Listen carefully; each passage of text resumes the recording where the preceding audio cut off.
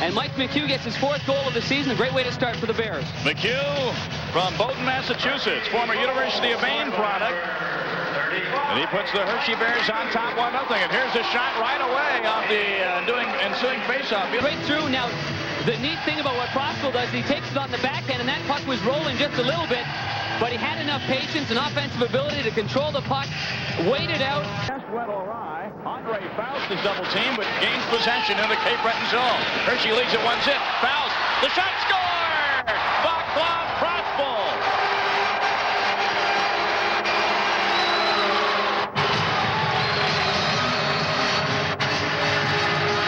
But Van Kessel missed the net. The Bears regain it. Chris Winnis sends it into the corner. Keith Acton tries to get there first. This is Acton behind the net. Tries to set up Winnis in the slot. Rebound. The shot is taken by Holon. And Joaquin Gage closes the pads in time. And here is the second goal. Now Andre Faust takes, look at that little sandwich hit, takes 2, rolls off it, continues to go on, and you see number 13 Proskal breaks away from the crowd, takes it on the backhand, and that was a real severe angle that he scored on. Real good play by Proskal, his 3rd goal of the season. And credit Andre Faust from Joliet. Forecheck, my goodness, if you want offense off the forecheck, that's where you're getting tonight for Jay Leach and the Bears. Not a shot on goal officially yet for the Cape Breton Oilers. That might change. Wright lets it go. Stick save. Rebound in the slot. And falling on it in the crease and not being able to control it was Little, but he still drew the whistle. He was down and out. If somebody was in the slot there, and this would have been a 2-1 game. Might have got a little bit of a break just because the whistle went a little prematurely. Although it wasn't in Little's body, it wasn't covered completely. But the Oilers used their speed to their benefit, breaking out through the neutral zone. A long shot off the wing. Good save, but a big rebound there. And the Cape Breton Oilers aren't able to control the rebound. And there's the good save by Little. But see, the puck had just squirted out. So it was the Oilers. It was Tyler Wright that was kind of hovering around there looking for Hershey. Skates into the Cape Breton zone. Back pass to Acton. Oh. And an errant stick got in Acton's way. What perfect place to put that stick. Milos, hold on for the top of the circle. Just wide. And here comes Cape Breton back the other way. Some fans thought that thing was going in. Here's Viborny. Viborny tries to center in front, but it's taken away by Hershey. He has. He's got a real good shot. We're going to see that throughout the course of the evening. A real hard shot, a booming shot, and anytime he gets a chance, he will shoot the puck. He leads the American Hockey League with 90 shots on goal. This one was actually deflected by his teammate, Keith Acton, number 41, deflected it, and it went right off the post, past the glove side of Gage. But there's the vital stats on Holland, and he's a pretty darn good hockey player. Last year, he's got Proskal and Dupre. Faust leaves it now for a breaking Boulan. The shot, and it may have hit the side of the net. Thought it hit the post again. A couple of posts so far in the first period. Wow, that was a rocket. Here comes Cape Breton. And the shot taken from the point is blocked there by Clayton Norris. Back the other way with it comes Nick Stadelhar for Cape Breton. Back pass to Marchand. Saved by Little. Rebound on the backhand. They score. Nice patience there by Viborny. David Viborny, number 25. It's a 2-1 game on a power play goal. Well, Viborny just had hit the... He had actually just had a great scoring chance early in this game and just missed. Now he gets it back, and Viborny, we're going to see what kind of a skilled hockey player he is. Plenty of patience. A good setup, though, as you see the Oilers penetrating on the offense. Takes it to the backhand, waits for everybody to go down. Little is out of position. Everybody's out of position. And Viborny is able to capitalize. And here on the reverse angle, you get a better look at it because the initial shot was stopped by Little. The rebound comes out. Oh, boy, everybody's going over to that right side. And there he goes to the left easy backhander into the empty net. Power play goes 1-for-1 for Cape Breton. So David Viborny scores. As Jason Bowen was drafted as a defenseman. Now here you're going to see the pass up the board, and Jason Bowen, big number 29, should have tipped that out of his own zone, but you know, he's just trying to make the transition. He's normally a defenseman, and because of that, with Cape Breton's pressure and pinching at the blue line, now they're able to get not just one good scoring chance, they had 2 good scoring chances off that one play. Now you can't fault Jason Bowen. The big guy has just been... Stadelhar with the shot from center. Easy save there by Little. Taken away by Allison. Allison with Van Kessel. Allison sends it wide. Follows up on the rebound. And still with it is Allison. 1, 2, 3, 4 shots on goal or toward the goal by Allison. And Little was tough when he had to be as Scott Allison was making a nuisance of himself. Allison doing a good job of hounding in the offensive zone, but one of the reasons... The captain, Cape Breton, gives it away. And here comes Vaclav Proskal. Proskal has 1 goal tonight. Puts one in on the one is wide by Andre Faust, they should say, number 25. Seen some giveaways in Cape Breton 2-1. Puck comes back to the point. Stouterhorn fakes the shot and passes cross ice. Nothing there for Viborny. Down low, in front, shot, score! Intranuvo, I should say. I'll get it right.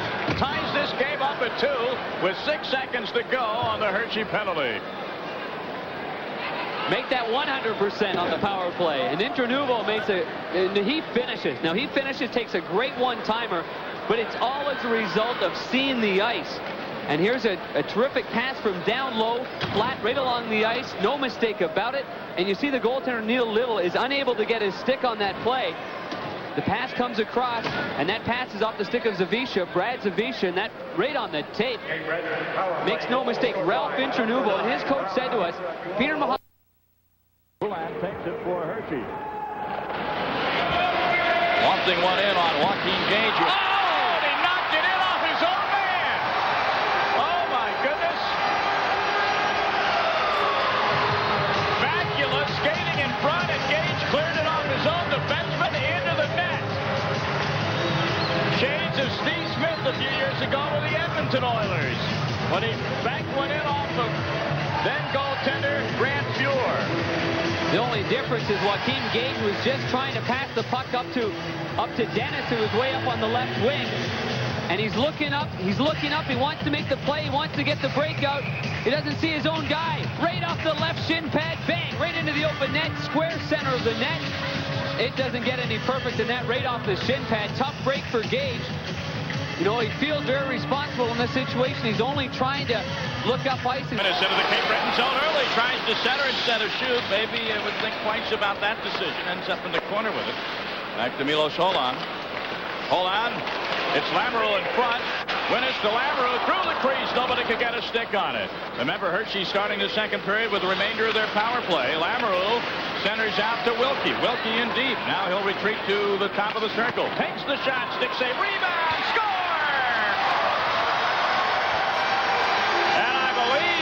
That is Keith Acton with a goal for Hershey. Round didn't have a shot on the first attempt. On the second one, lets her fly. Good save by Gage, but the rebound comes right out. And Acton very calm going against the grain to the backhand, low to the stick side. And there you see, it doesn't look like there's going to be much angle with Gage sliding to his left. There's a little bit of room on the right-hand side. Mitch Lamoureux causing some havoc as well. Interested to see if Mitch... The Cape Breton net. He and Lamoureux both trying to gain possession for Hershey, and we're going to have a penalty here. I believe it's going to be a cross-check against Cape Breton as Bonby touches up the Hershey Bears. You maybe heard the explanation that, yes, it is against Cape Breton. And Bowen takes a... Well, I'll tell you, Bowen and Bonby are having a nice debate out there. They're going to go at it one time during this game. They're going to go at it. There's going to be a traveling salesman. He got back into hockey, and here we are, and he's doing a great job. Here's Van Kessel getting around his man Wilkie. A shot, rebound, and down goes Lilly. Got a part of the stick on it as Cherney was there for the rebound. Good save by Oilers. Look at big Van Kessel. The save by Little, and he gets down to get a portion of the rebound as well to keep it a 4-2 lead. Sports writing. Pretty cruel. That is very cruel. Right there. Welcome back to Knickerbocker Arena. Let's go. All right, Brad. Ready? All right, Brad. Brad is back. Brad Watson, our referee. He's going down there. She may get a gross misconduct. Certainly gross something. She's got the telescopic fishing rod. Oh, looks like one of the... Back to Benning, cross ice, Murphy. Murphy with a wrist shot. Scores! 1-0. The Panthers take the lead. Here's a break for Brunet. Brunet in, shoots. Oh, it's left there with a save by Van Beesbrook, and the puck cleared by Jeff Smith. Back come the Panthers. We're going end to end, coast to coast, and Belanger. Lamarkin, it scores! Lamarkin, it's 3-0 Florida. Oh my, what a goal! Florida hoped to hold that 3-0 lead with some strong play in net. And that's exactly what they got from super sharp John Van Beesbrook, who turned aside 43 shots on goal. Half of those in the third period alone. Looking in front of Moose, and Van Beesbrook gets a piece of it, and it goes sliding over top of the net. The Panthers won 5-2, improving their mark against the Habs to 2-0-1 this season. Then it was on to Long Island, where the other half of Florida's 1-2 goaltending punch, Mark Fitzpatrick, smothered his former Islander teammates. Fitzy and Beezer make for quite a tandem. We probably are the strongest team in the NHL for a 1-2 punch. I mean, Johnny Van Beesbroek has stood on his head, and every chance Mark Fitzpatrick gets and goes in, he has played extremely well. So they almost don't even need me there. Florida extended their unbeaten streak to 4, moving a game above 500 back. Sending an opponent on a spill is a long-time valued skill. And since we're at the All-Star break, let's look back at some of this season's classic checks.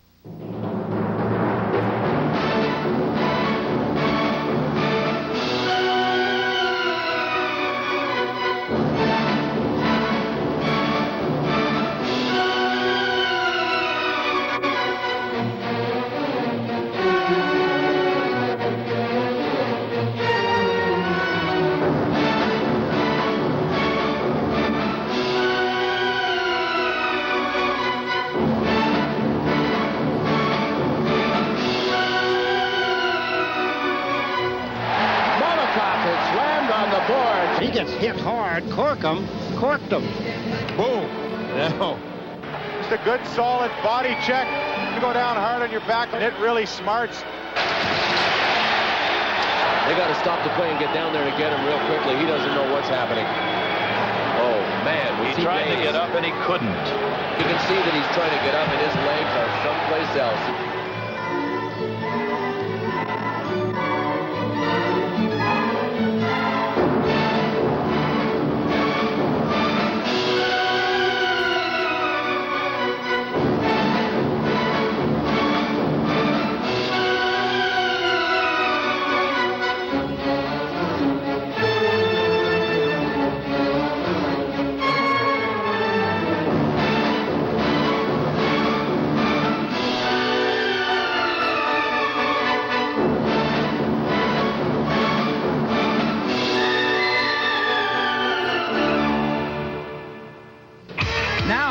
Presents the is leading the way as the highest scoring threesome in the league, and the Blues are above 500 with a respectable 52 points. Because of injuries, Shanahan was a late addition to the All-Star squad, a spot certainly well deserved. Blues bring it back 2-1. Janney across. Shanahan scores! That goal puts Shanahan ahead of Cam Neely in the 5th place in the National Hockey League in goals scored. It's also his 200th goal in the National Hockey League. Craig Janney has played an important role in Shanahan's success. Craig, he's a great playmaker. He's a very unselfish player, a wonderful interview, and has great hair all the time. It's easy to make passes. It's hard to put it by a guy who's blocking a whatever, how big the net is, I don't even know. But it's harder to score than it is to pass, no doubt about it. That's why they get the big cash. Also cashing in on Janney's passing has been Brett Hull, another Blues All-Star who makes the most of every opportunity. Off the backboards, Janney closes the shin guards, ties it up long enough. Look out! Across to Hull it comes. The Blues captain working it over for Shanahan. Turn one in front to Janney. Spun it to Hull. Score! Brett's put up some spectacular numbers over the years. There's no denying that. But there is, however, one rather offbeat achievement that's eluded him. Hull's never scored an open netter. That is until a recent home game against Edmonton. And a big hit at center. It's picked up by Brett Hull. Empty net.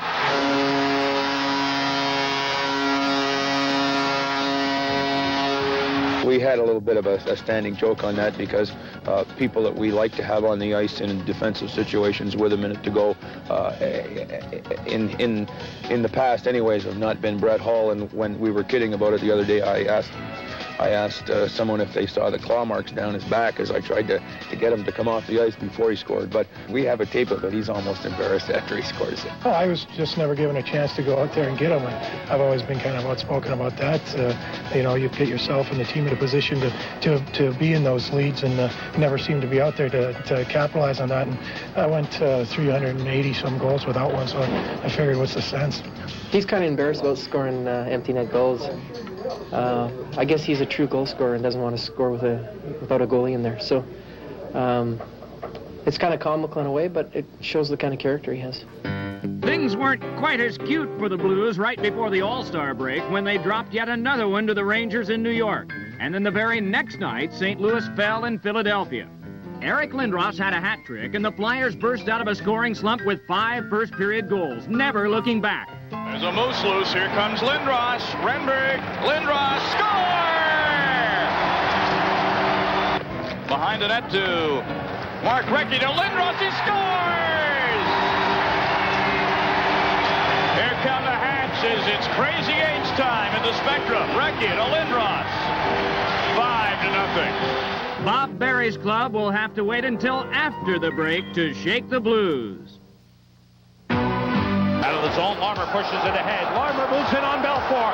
Larmer to the net. To Messier. Save! A penalty shot coming up. Penalty shot. Steve Smith threw a stick. It's penalty shot time for Steve Larmer right here in the Chicago Stadium against Eddie Belfour. Baby, this is going to be interesting.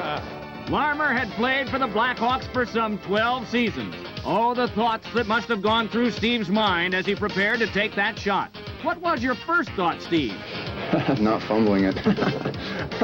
No, I think, just maintaining a good speed and keeping your head up and seeing what the goaltender's doing. 18,472 on their feet at Chicago Stadium. Larmer goes towards Belfour. He scores! Oh, baby! It means a lot to a lot of people on their team, and this is a game that will make them even a tighter team. Here comes Bill Guerin moving across the Capitals line. Guerin takes behind the net, the wraparound, he scores! This kid, Guerin, can he fly? Right around the net, beats everybody. Wow! What a goal! The New York Skates events proved to be a stop on Friday night behind the power play tally of Curtis Fry. Brian Holzinger and Tom Glantz set it up. Nice feed across through the traffic, and it's 1-0. Brett Punchard made it happen for Kelly Perreault a little while later, his 6th of the year, and it's 2-0 at the first intermission with Bowling Green in front. In the second, Tim Christian drills a power play tally, his 8th of the campaign. 1-goal game again, and Val Passarelli came back and scored for Ferris State. It's 2-2. Then Brett Punchard from